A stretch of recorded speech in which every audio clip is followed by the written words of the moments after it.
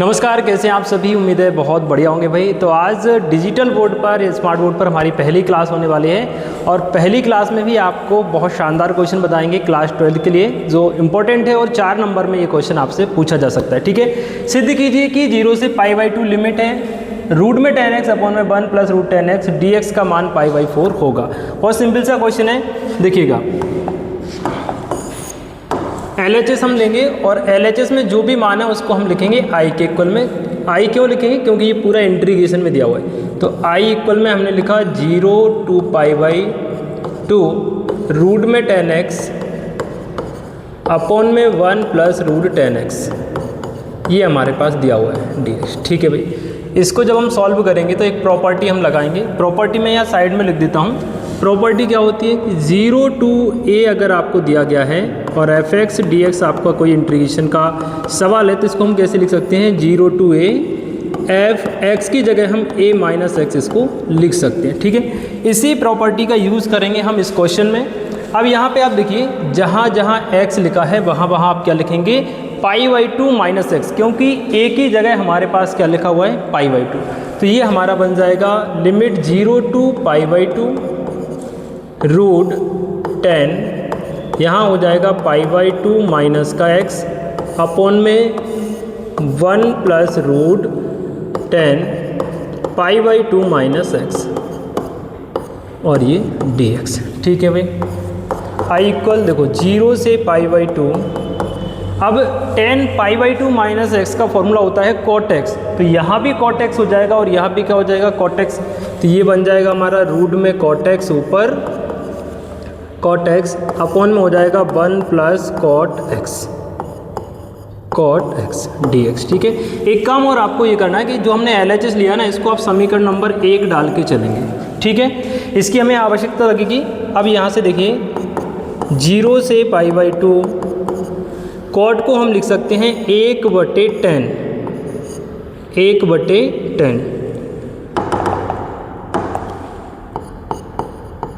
10x upon 1 plus इस cot को भी हम लिख सकते हैं 1/10x, ये हो गया 10x। ठीक है ना, देखो 10x। इसके बाद यहाँ देखिएगा I इक्वल ये बन जाएगा आपका 0 से π/2। देखो ये जो लिखा है ना 1/√10x, अब 1 का रूट निकालेंगे 1 ही आएगा, लेकिन रूट 10x ऐसे ही रहेगा। तो ये ऊपर तो बन जाएगा हमारा क्या? 1 अपॉन में,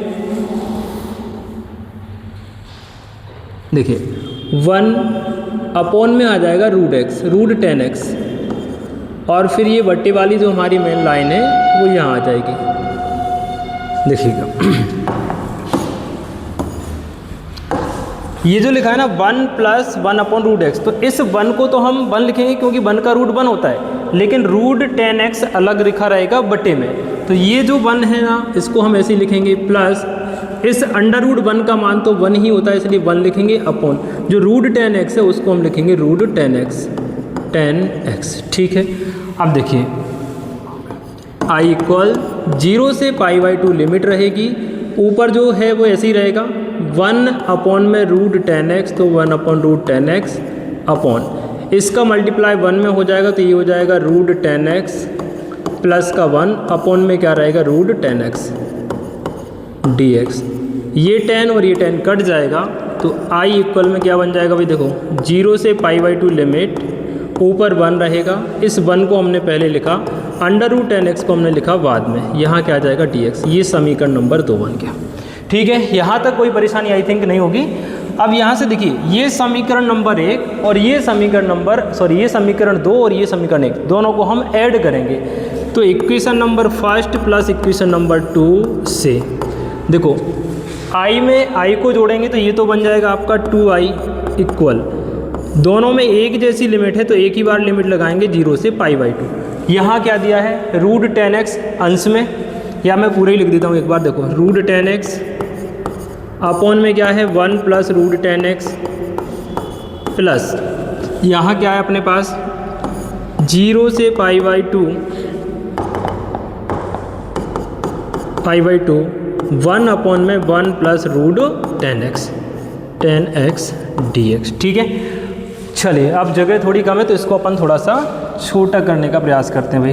तो अब हमने इसको थोड़ा सा छोटा कर लिया और समीकरण 1 और 2 को जोड़ेंगे। देखिए यहाँ पे क्या है, दोनों में लिमिट एक जैसी है, 0 से π/2, 0 से π/2, और साथ ही साथ दोनों का जो हर है वो एक जैसा है। तो हम लिमिट और हर को एक ही बार लिखेंगे। 2i इक्वल 0 से π/2 लिमिट रहेगी, हर में एक ही बार आ जाएगा 1 प्लस रूट 10x, क्योंकि दोनों में एक जैसा है।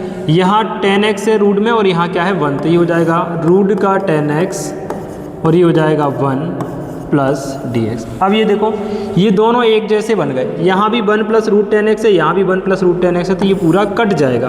तो 2i इक्वल बचेगा 0 से π/2 dx, यहाँ कुछ नहीं बचेगा 1 बचेगा, क्योंकि इससे ये कट गया एक बार 1 बार।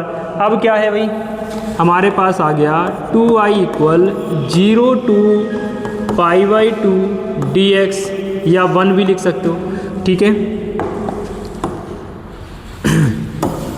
देखिए 0 से π/2 dx लिख दो, चाहे तो यहाँ 1 लिख दो। अब 1 का इंटीग्रेशन क्या होता है, x होता है, तो यहाँ आ जाएगा आपका क्या x, और लिमिट आपकी रहेगी 0 से π/2, तो ये हो गई 0 से π/2। अब हम लिमिट ओपन कर देंगे, आंसर आ जाएगा भाई। देखिए 2i इक्वल, एक बार अपर लिमिट रखेंगे x की जगह तो कितना आ जाएगा π/2, माइनस लगा के लोअर लिमिट 0 रखेंगे तो 0, यानी 2i इक्वल में कितना आ गया भाई π/2 आ गया। तो i इक्वल में कितना हो जाएगा भाई π/4 आ जाएगा, और i बराबर π/4, यही हमें प्रूफ करना था। बात समझे कि नहीं? क्वेश्चन बहुत इंपॉर्टेंट है, 4 नंबर में बिल्कुल आपसे पूछा जा सकता है। उम्मीद है आपको ये क्वेश्चन समझ गए होंगे आप लोग, और स्मार्ट बोर्ड की हमारी पहली क्लास आपको कैसी लगी कमेंट सेक्शन में ज़रूर बताइएगा। Thank you.